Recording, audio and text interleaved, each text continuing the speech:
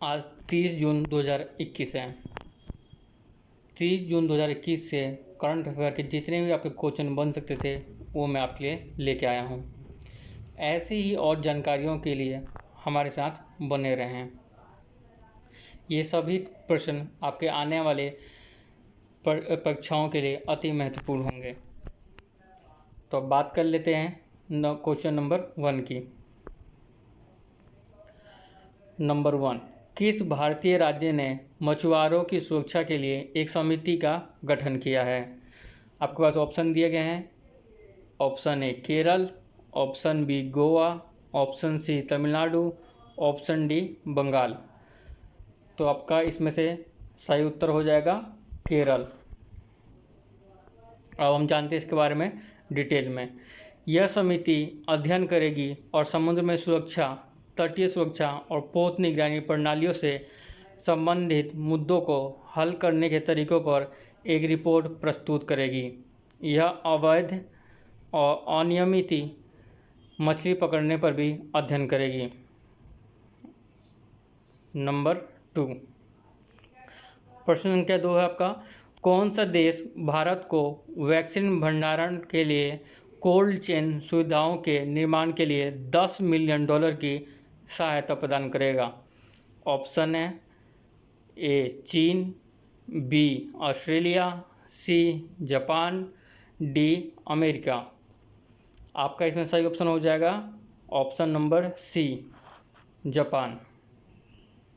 अब जानते हैं इसके बारे में और डिटेल में।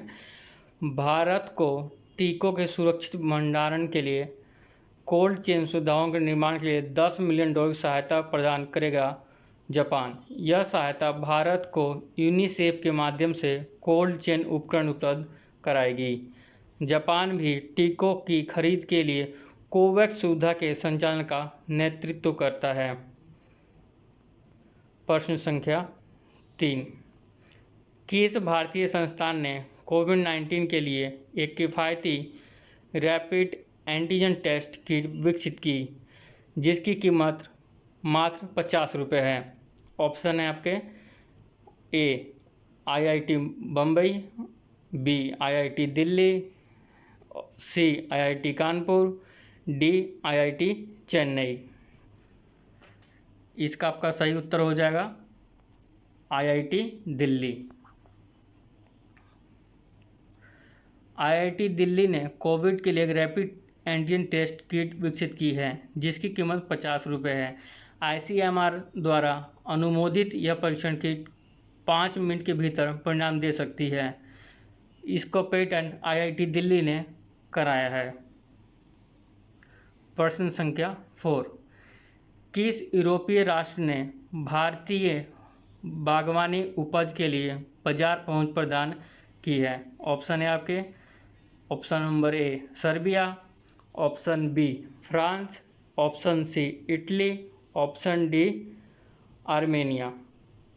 तो आपका इसमें से सही ऑप्शन हो जाएगा option number A Serbia. Serbia ने भारतीय बागवानी उत्पादों जैसे प्याज, आलू, अनार और अनार के दानों के लिए बाजार पहुंच प्रदान की है। कृषि और प्रसंस्कृत खाद्य निर्यात विकास प्राधिकरण APEDA के अनुसार भारत में उगाए जाने वाले अनार और प्याज के निर्यात के लिए फाइटोसैनिटरी प्रमाण पत्र की आवश्यकता नहीं है, जबकि आलू के निर्यात के लिए यह आवश्यक है। अब बात करते हैं प्रश्न संख्या 5 की। हाल ही में खोजी गई मानव प्रजाति नेसेर रामला होमो के अवशेष किस देश में खोजे गए हैं? इसका ऑप्शन है आपके option number A Israel, option B जापान, option C Iraq, option D America. तो आपका इसमें सही उत्तर हो जाएगा ऑप्शन नंबर ए इजराइल। अब जानते हैं इसके बारे में।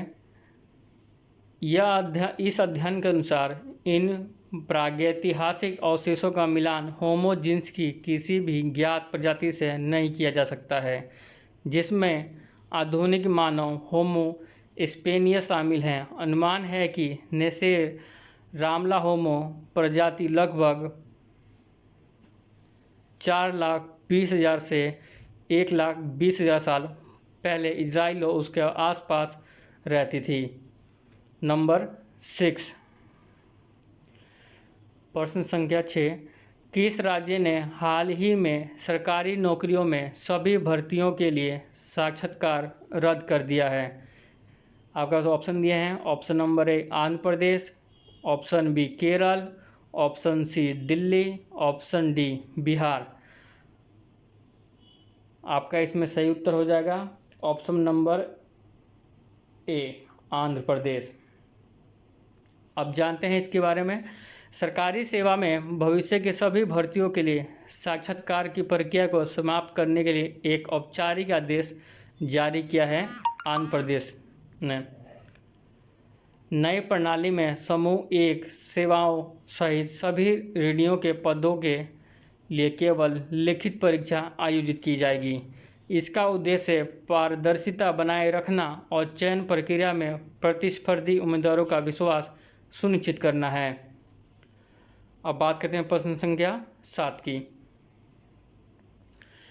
अभिषेक वर्मा, जिन्होंने हाल ही में भारत के लिए स्वर्ण पदक जीता है, वो किस खेल से जुड़े हैं? ऑप्शन है आपके पास। Option number A football, option B मुक्केबाजी, ऑप्शन सी तीरंदाजी, ऑप्शन डी तैराकी।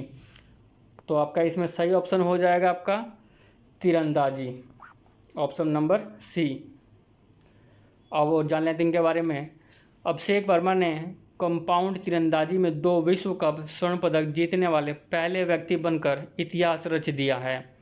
उन्होंने हाल ही में पेरिस में हो रहे तीरंदाजी विश्व कप स्टेज 3 में पुरुषों की व्यक्तिगत कंपाउंड स्पर्धा में स्वर्ण पदक जीता था। उन्होंने इससे पहले 2015 में वरोकला में व्यक्तिगत स्पर्धा में स्वर्ण पदक जीता था। अब बात करते हैं प्रश्न संख्या 8 की। प्रश्न संख्या 8, इत्तते द्वार ई फाइलिंग पोर्टल निम्नलिखित में से किस मंत्रालय के दायरे में आता है? आपके पास ऑप्शन दिए गए हैं। ऑप्शन नंबर ए कानून और मंत्रालय, बी वित्त मंत्रालय, सी श्रम और रोजगार मंत्रालय, ऑप्शन डी विदेश मंत्रालय। तो इसका आपका सही ऑप्शन हो जाएगा ऑप्शन नंबर ए कानून और मंत्रालय। अब जानते हैं इसके बारे में। यह कानून और न्याय मंत्रालय के तहत केंद्रीय कानून मंत्री रविशंकर प्रसाद ने आयकर अपीलीय न्यायाधिकरण ITAT का ई फाइलिंग पोर्टल इत्तते द्वारा लॉन्च किया। यह ITAT के दिन प्रतिदिन के कामकाज में पहुंच, जवाबदेही और पारदर्शिता को बढ़ाएगा। यह करदाताओं को अपने घर पर आराम से ऑनलाइन अपील, आवेदन, दस्तावेज आदि दर्ज करने की भी अनुमति देगा। ऐसी ही और जानकारियों के लिए हमारे साथ जुड़े रहें। प्रश्न संख्या 9,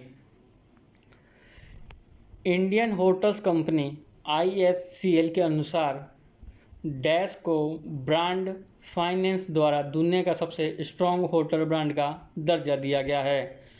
आपका ऑप्शन है इसमें। ऑप्शन नंबर ए ओबरॉय समूह, बी ITC होटल, सी ताज होटल, डी मैरियट इंटरनेशनल।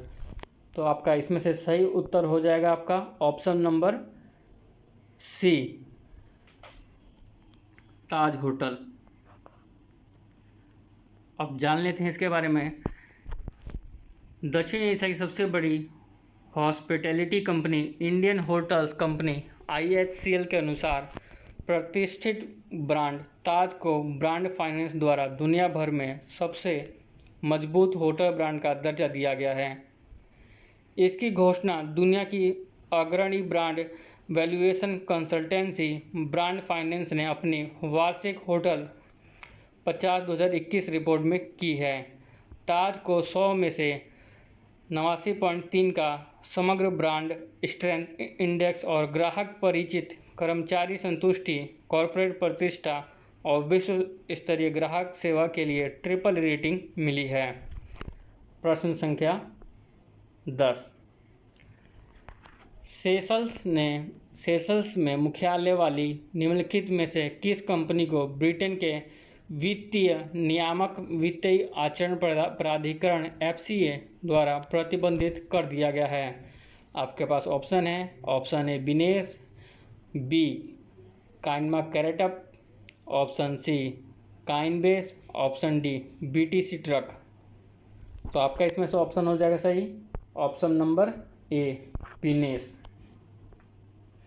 अब जान लेते इसके बारे में, किस पर ऐसा क्यों लगाया गया है। ब्रिटेन के वित्तीय नियामक वित्तीय आचरण प्राधिकरण FCA ने दुनिया के सबसे बड़े क्रिप्टो क्यूरेंसी एक्सचेंज बाइनेंस पर प्रतिबंध लगा दिया है, जिसका मुख्यालय सेशल्स में है। अब ये बिनेस है क्या? यह 2017 में स्थापित केमैन आइलैंड्स पर का एक क्रिप्टो क्यूरेंसी एक्सचेंज है। वित्तीय आचरण प्राधिकरण FCA यह यूनाइटेड किंगडम में एक वित्तीय नियामक संस्था है। यह UK सरकार से स्वतंत्र रूप से संचालित होता है। ऐसे ही और करंट अफेयर से जुड़े प्रश्नों के लिए और जानकारियों के लिए हमारे साथ जुड़े रहें। वीडियो को लाइक करें, शेयर करें, चैनल को सब्सक्राइब करें। Thank you.